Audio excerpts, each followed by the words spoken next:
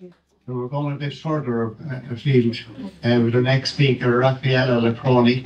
I first, in 2018, we're always in the Edgeworth Society linking on to dates. And in 2018, it was the 250th anniversary of the birth of Maria Edgeworth.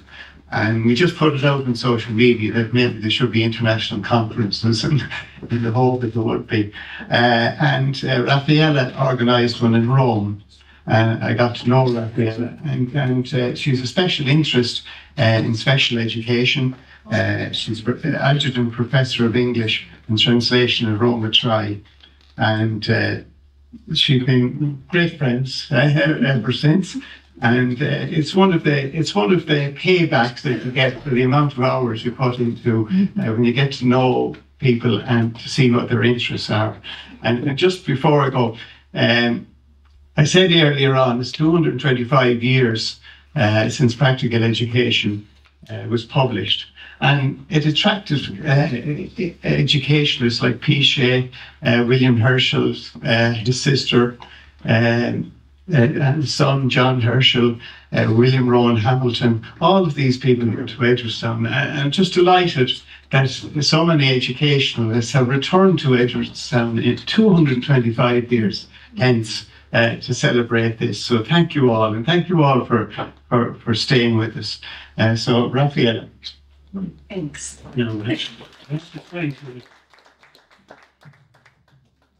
Good afternoon. First of all, thanks for inviting me here. I am from Italy, but I have actually been studying Edgeworth for something like 15 years. So it was due time. I came here and finally made it. I was really, really glad and thankful for this. It's a wonderful opportunity. And so you are now prepared for the 65 slides I have made for you? Yes? Okay, great. Off we go. So the first thing I want to do is saying thank you, because in talking to you all here, I had an opportunity to see how the heritage of Edgeworth is still cross-cultural and international, as it was in their own time, because there was a net of women, of what we are studying as now literary mothers, to get connected to the previous colleagues, who were interested in developing and spreading education all around Europe, trying to educate young children to become citizens at a wider level. So this theme has come to me today as very important. As the other thing I noticed, which I had almost forgotten, is that Maria Edgeworth wanted to give voice to the unheard. Now, Practical Education is a book where children speak a lot. Their talk is reported, and this is something that she almost invented in literature. She was one of the first to report the real speech of people into writing as it was. And this is most important because it gives us the real idea of what they say, of what they think. So I'm going to start with what we do in Italy as a basis. My talk would be very practical. Under my shirt, there is a T-shirt saying, "Practice what you preach." So I will try to stick to that. I learned it from Edgeworth. So one of the bases of our national indications for teachers is that as an educated community, school generates diffused relational conviviality, interwoven with effective and emotional languages capable of promoting sharing of those values, which enable the members of a society to feel they are part of a real community. So teaching to learn must be paired with teaching to be, because we need to nurture the uniqueness and the individuality of each student's cultural identity. So this is the basis that we found our education on. And I think that most of this comes from Edgeworth's principles of building citizens, active citizens. So my focus was on making teachers reflective practitioners, but also in making the children they will teach to reflective practitioners of being actual part of the society. Because children are not the society of tomorrow. They're the society of today. Because what they learn, they bring it home. And we parents must cope with that. My daughter, who's there, she's 7 years old. She is at school from 8:30 in the morning to 4:30. So she spends more time with a teacher than with me, most. Her active time.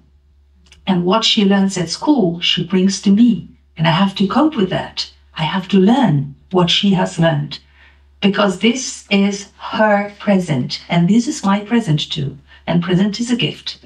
So, the focus on a text can help us to notice, analyze aspects of our cultural and language identity which might have gone unnoticed that way. So to read the world, we must read the word.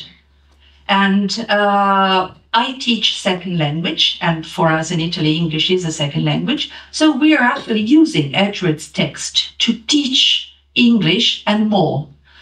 And we use this in a perspective which draws on the culture, life experience, and linguistic universe of the learner. And if a text becomes part of this, the heritage of this text becomes part of the language that these kids will learn and use. So, what is in practical education starts in the Parents' Assistant in 1796. And it is nice to see that both the introductions meaningfully observe the same details. First thing is that it is not very easy task to write for children. And then that education here, for the first time we have so far traced, is defined as a science. So we can't just think that we can educate children just because we're adults, but we need a scientific approach to understand what we're doing. And the other interesting thing that we will recollect in practical education is that there was an attempt to keep a register, which has been diffusely talked on by my former colleagues. And this register is still at the basis of what children do at school in Italy. We called it board diary. The teacher keeps a register of the reactions and of the thoughts of the kids on what they say and do. And then the other thing which was important to me to notice is that the guiding principles in the Edgeworth's writing were justice, truth, and humanity. So no religious values, as it was said before, but those values which are at the heart of any member of society, regardless of their rank. And though she said that education must be enforced in different forms to the different ranks of society, it was something for everybody. So what we call today an inclusive education. I am dealing with language, and she gives hints on how to enforce language into children too. So the complication of language must follow the cognitive complication of kids' development. And also, sympathy and emulation play a very big role because children learn by emulation. And we shouldn't be boring. We shouldn't tire the mind. We should keep alive hope and fear and curiosity. These are all the principles at the basis which draws us from practical education to practicing education at school. So we need to have our eyes open and our mood reactive to what children do and think, taking into account a variety of situations which are very interesting. She calls, of course, on experience as the most powerful mean to teach and to learn. She quotes the education of the heart, and this is Pestalozzi that was mentioned before. She also says that they do not want to address to any specific sect or any party, but not either to any specific group of people. And of course, they state that they do not deal with a special female education. They had already written letters for literary ladies a few years before. So they just had some chapters on some hints on accomplishments, prudence, economy, but they were very practical things that women needed to do. So it was part of everyday life. So what has changed and what has stayed in the theory of education in between 1798 and 2020s?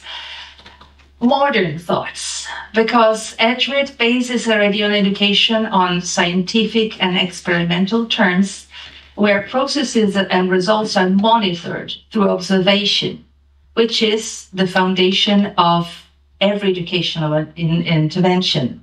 And then the idea of experience, which has a theoretical and practical foundation, is essential as a tool for learning and to foster individual independence. We want to make kids independent, so we need them to experience their learning. And this experience must be concrete, familiar, and have a strong link with children's everyday reality. And these ideas, which have been reworked by figures as Dewey and Montessori a century after Edgeworth, are still at the basis of our educational system. And then another idea which is very strong in her books is peer tutoring. So it's very important that something that nowadays is like the ultimate trend in education, peer tutoring, peer monitoring of children, work group cooperation, was something completely new in the 18th century. Even because there was not an educational pedagogical systematization of the thought. So somebody quoted the fact that Edgeworth liked Rousseau. He also Richard Lovell went to Paris to visit Rousseau, and he brought his eldest son with him because it was quite a disaster. He was a very, we will probably say that he was a ADHD child today because he was very active. And the only thing he learned from Rousseau, who, by the way, had a lot of children, and he didn't pay attention to any of them. They were all in orphanages around the country. But the only thing that the kid learned in his experience in Paris with Rousseau was to distinguish an English horse when he heard one. So that's one of the reasons why he joked, Richard Lovell joked about the fact that he needed to reform the Rousseau's view on education, that something wasn't working. What do we enact in our classes as to language teaching basing on Edgeworth's principle? Educational practice in a learn-centered classroom, so in a learn-centered environment. Subjectivity and motivation are at the core of our educational intervention. Task and text-based curriculum, pedagogy-driven rather than language structure-driven in teaching, and storytelling, because stories are at the heart of every person. We learn stories from the very beginning. When we're in the womb of our mom, we're told stories, we hear stories. And this is the first thing that we hear when we were born and when we grow up. We feed on stories. So using meaningful stories combined with teaching technique as content and language integrated learning, task-based learning, text analysis, and critical discourse might help in acquiring a new language and some content with it. In what we aim as an intercultural communicative language teaching. So we want to teach culture and develop linguistic abilities at the same time. So we have a pattern, which is initiation, response, and feedback, and we apply some principles specific to linguistics to teach kids to learn the language and the content at the same time by acquiring the meaning of the language that they're going to use. So we use authentic materials with a pedagogical intention and try to keep the language simple, common, and involve different cognitive levels at the same time through possibly task-based learning, but most of all, experiential learning. What we aim to is also reflective critical reading, which means that we adopt a critical literary approach but also a very strong emotional approach to text. That's why the text must be meaningful. Otherwise, the children will not participate into it. So we apply different practices to game teaching, to enhance motivation and make content become personally significant to the learner. So language becomes a tool in an interactive teaching and learning process, which generates development of mutual and understanding. What I'm bringing you here is the case study of what we did with a classroom. In the last 10 years, we have trained teachers to use the texts produced by Edgeworths in the classroom to teach a foreign language. So we also digitalized the text or used the digital versions so that the pupils did not have an idea that the text was so old, was an ancient text, because as it was on their device, it was the same as reading any story they had. So there was no perception of discrepancy in time between the time the text was written and the time the text was used. And we first trained the teachers with the same method in the classroom and then exported the method into the primary school. So we use, for example, the purple jar, which I think you might know, and which allows an identification with the main character because Rosamond is about 7 years old. So we can use it with pupils which are 7, 8, or 9. It doesn't matter. It's more or less the same thing, because we have to keep in mind that there is a discrepancy in the level of reading in mother language and another language. And then the text is feasible. We don't have to change the text a lot. So we try to guide the content acquisition, sharing the character's experience, and having pupils having peer tutoring. And then the context is familiar to children. The environment is something they can recognize. And to us, to make them completely familiar with the text, we only changed 4 words, which were carts, carriages, wheelbarrows, and a milliner's shop, into cars, motorbike, buses, and a stationery, which is something which is more connected to the modern environment, but which at Edgeworth's time were different. So it was modern at her own time, and we needed to give a visual perception of this.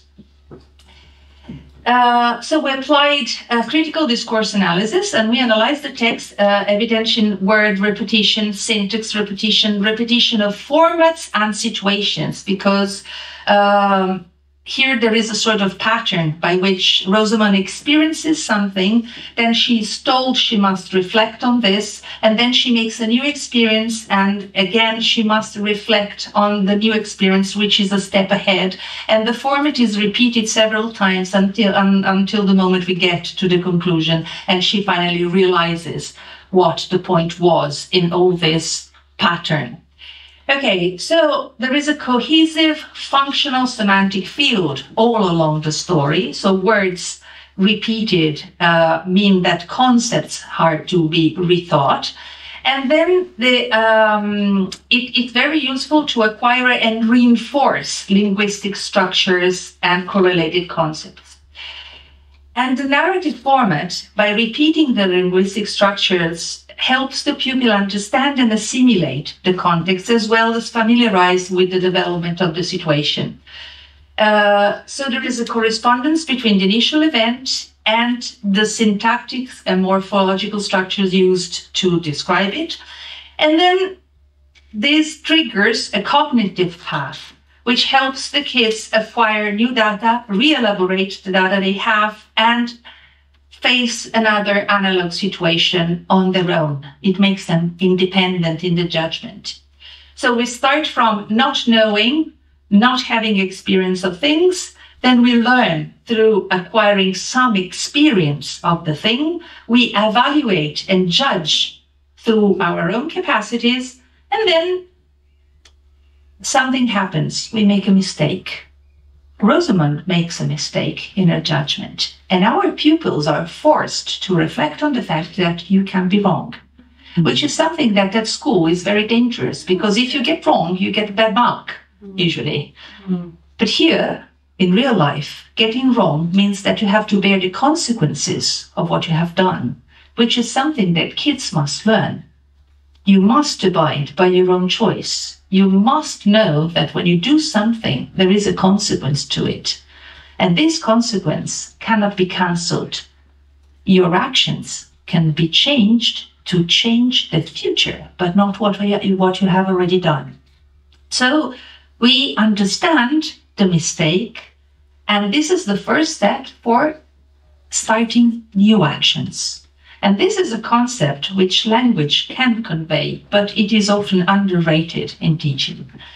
So the language structures which are in the text follow the same path.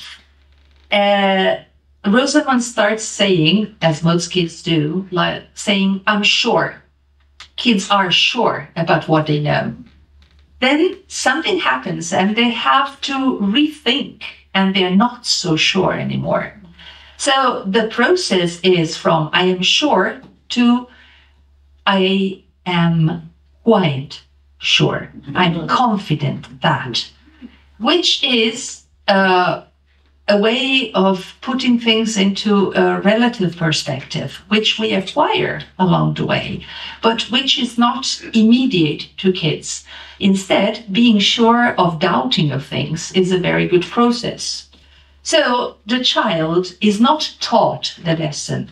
The child, following Rosamond's experience, experiences the same path and acquires the notion, which is very different.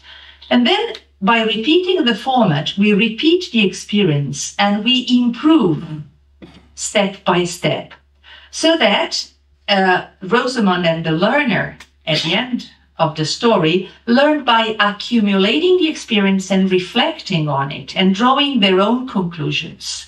And when a similar situation takes place and we acquire new elements to face the new situation, we acquire a better capacity of judging and being independent from adults. Nowadays, Europe proposes a very much a competence-driven teaching. So we do not teach lessons for content, we teach them for acquiring competencies. Here you have a very good example of learning competencies and notions and tools to elaborate with your own learning strategy. So experimental data, this is what we did. Written and oral prerequisites in the beginning. So a range of pupils having from 5 to 6 or 7, so sufficient. And this, after the intervention, raised up in grading students to the upper levels of grading. We did not use 1, 2, 3, 4, 5, 6, 7, 8, 9, 10, but for the sake of having a scale and an Excel elaboration of the data, it was safe to do this. But we used terms as sufficiently acquired, almost acquired, fully acquired, super well done, and so on and so forth, to make it more familiar with the kids. But the point is that not only they had a progress in what they learned in the language, but they also commented very favorably on the experience. They said that the story was fun. They enjoyed themselves. And the only thing that was a bit hard to them is that the end of the story is not a happy ending, because Rosamond learns, but there is not any deus ex machina solving the situation. She has to bear the consequences of her own actions. So it's not like watching Disney stories and the cartoons they see. And this is something they noticed. But they said it was missing, but it was not a bad thing, because they start realizing that in real life, there is not always an happy ending. So conclusions. The Edgeworths materials have proven really effective and functional in acquiring language and content, and the results obtained in the experience maintain their efficacy, which is another thing which is very valuable to us. So the result is not lost. And this is because we put together unconscious acquisition and conscious learning in this sort of intervention.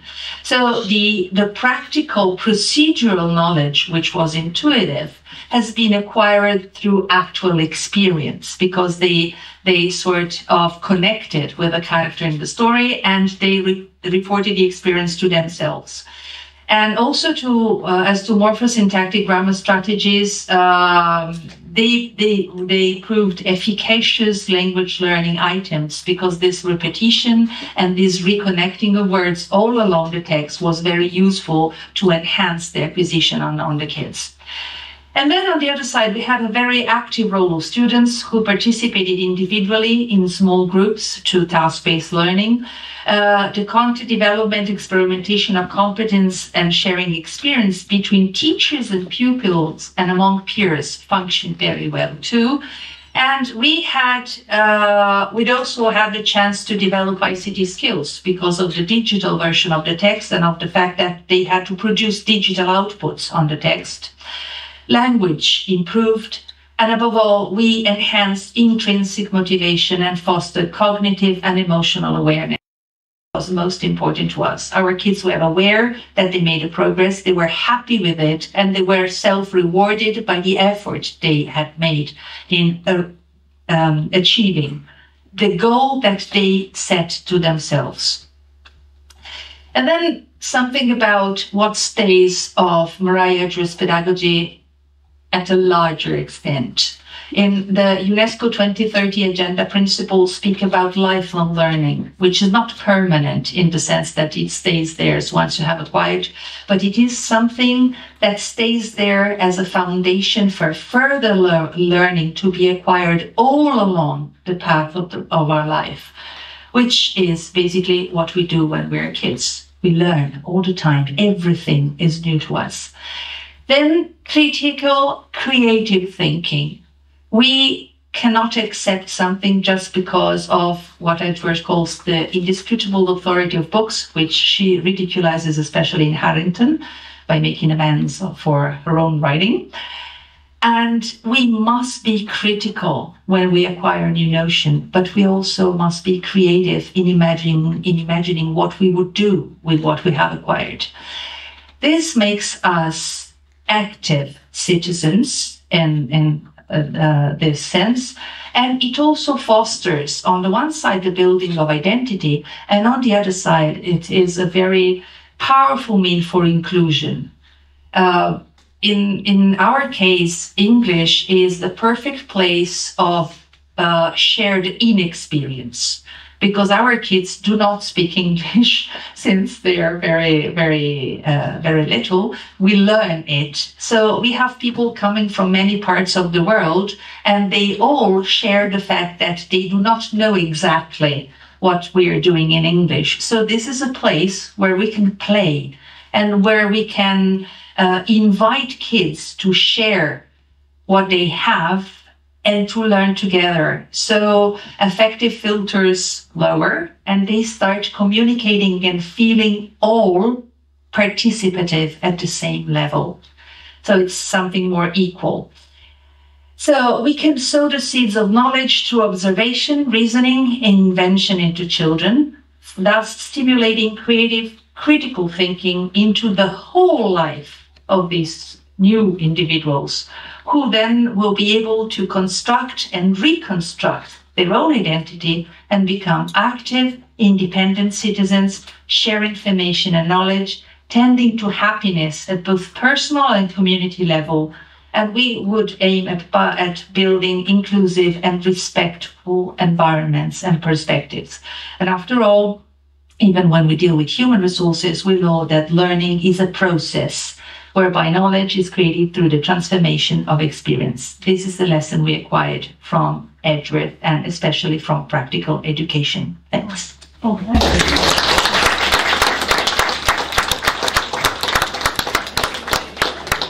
I had Raffaella under the top there that you couldn't go over. Very, very good. So, any questions? I know it was very technical, yeah. So it was something maybe a bit different from the literary perspective. Yes. Just like ask the story you chose, Yes. the purple joke. Was that being used? No. We had, each class experience, each training experience for the teachers is more or less 60 hours divided into observation and practical. So we tend to use one story for each intervention. In this case, I chose the purple jar, but we also use The Little Merchants, which is another story which perchance is set in Italy, which was quite a good equivalent for Ireland at that time, being the first colony of Spain at that time, south of Italy, Naples.